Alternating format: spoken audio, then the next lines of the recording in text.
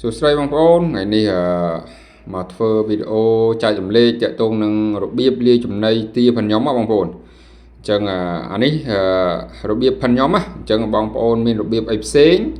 អាហ្នឹងបងប្អូនរបៀបធ្វើផាន់បងប្អូនអាចជួយចែកចម្លែកបានអានេះគ្រាន់តែខ្ញុំចែកចម្លែកពីរបៀបនៃការលាយចំណីធ្វើចំណីសម្រាប់ឲ្យទាផាន់ខ្ញុំរាល់ថ្ងៃហើយខ្ញុំកាត់បន្ថយចំណាយបានច្រើននិយាយទៅរាល់ថ្ងៃខ្ញុំចំណាយតែលើកន្ទក់ទេបងប្អូនតាក់ទងនឹងបន្លែតាក់ទងនឹងអីផ្សេងខ្ញុំអត់ចំណាយទេខ្ញុំចំណាយទៅលើកន្ទក់ហើយនឹងចំណាយទៅលើតាក់ទងនឹងចំណីសម្រាប់ដើម្បីឲ្យទាពងទិញទួចពេលថ្ងៃតែប៉ុណ្្នឹងឯងឲ្យវាស៊ីមួយចានពីរចានតែប៉ុណ្្នឹងឯង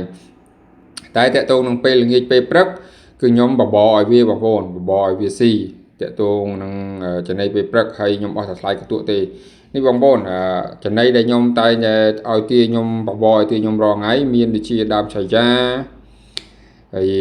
នេះដើមឆាយាយើងបងប្អូនដើមឆាយាខ្ញុំកាត់មកកអញ្ចឹងបងប្អូនខ្លះគិតថាដើមឆាយាជ័រដើមឆាបើបងប្អូនខ្លាចជ័របងប្អូនបបរឲ្យខ្ញុំអត់មានជ័រទេបងប្អូនហើយអានេះការបន្លែបុកល្ហុងដែលយើងសល់បងប្អូនកាកដែលយើងសល់បន្លែបុកល្ហុងដែលយើងសល់ហ្នឹងយើងយកមក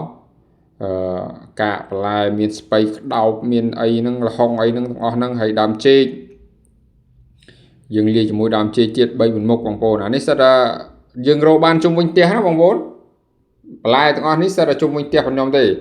ហើយអានេះកាកដូងបងប្អូនទៅផ្សារហ្នឹងសុំគេឃើញគេសុំគេបងប្អូនណាដឹងថាទាស៊ីកាកដូងទៅយ៉ាងម៉េចអាចប្រាប់ផងដោយសារតែខ្ញុំសួរគេទៅគេថាមានអីទាស៊ីបានសុំគេទៅក៏គេឲ្យមកបងប្អូននេះកាកដូងបងប្អូនកាកដូងយើងនៅផ្សារសុំគេឲ្យអានេះហើយយើងលាយទៅបងប្អូនយើងលាយទៅហើយយើងហាន់ឲ្យវាទូចហើយបានយើងយកទៅកិនបងប្អូនណាយើងហាន់ឲ្យវាទូចហើយបានយើងយកទៅកិនអានេះបន្លែប្លុកសិតគៀនផ្ទះខ្ញុំទាំងអស់បងប្អូនគៀនផ្ទះខ្ញុំទាំងអស់ខ្ញុំអត់បាច់ទៅរកណាទេព្រោះផ្ទះខ្ញុំសម្បូរដើមឆាយាក៏សម្បូរ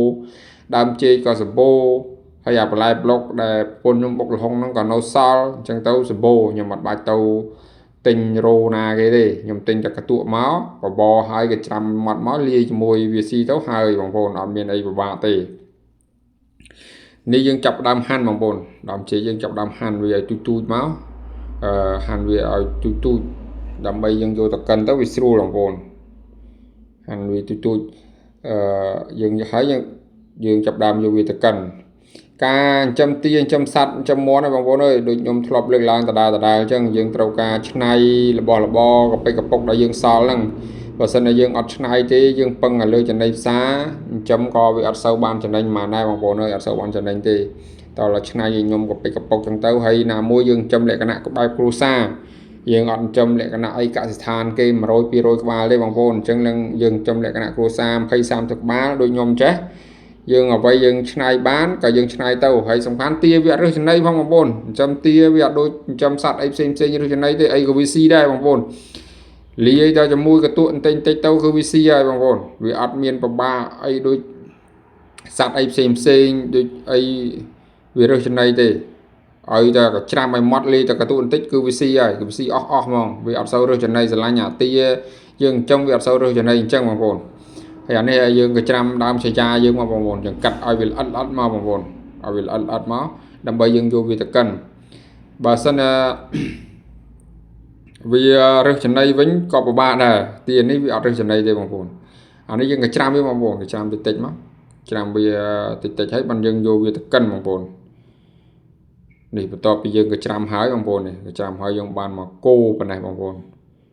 បន្លែក៏ច្រាំហើយបើសិនតែយើងអត់ក៏ច្រាំទេអត់កើតទេបងប្អូនយើងអត់ក៏ច្រាំឲ្យទូចអញ្ចឹងទេយើងយកទៅកិនទៅម៉ាស៊ីនយើងវារៀងស្ទើរដែរអាម៉ាស៊ីនវារៀងអត់សូវកម្លាំងដែរអញ្ចឹងវាពិបាកអញ្ចឹងហើយតែយើងកិនឲ្យម៉ត់ចេះហើយបានយើងយកទៅកិននេះបងប្អូននេះម៉ាស៊ីនយើងកថាងនេះស្រួលដែរបងប្អូនហើយរាល់ថ្ងៃមានម៉ាស៊ីនកិនវាស្រួលដែរយើងមិនបាច់ច្រាំវាអត់សូវម៉ត់ទេបងប្អូនតើយើងកិនចេះបានវាម៉ត់កិនឲ្យវាម៉ត់ហើយបានយើងយកវាទៅបបរបងប្អូនណាដាក់ឲ្យវាម៉ត់ឈឹងមកបងប្អូន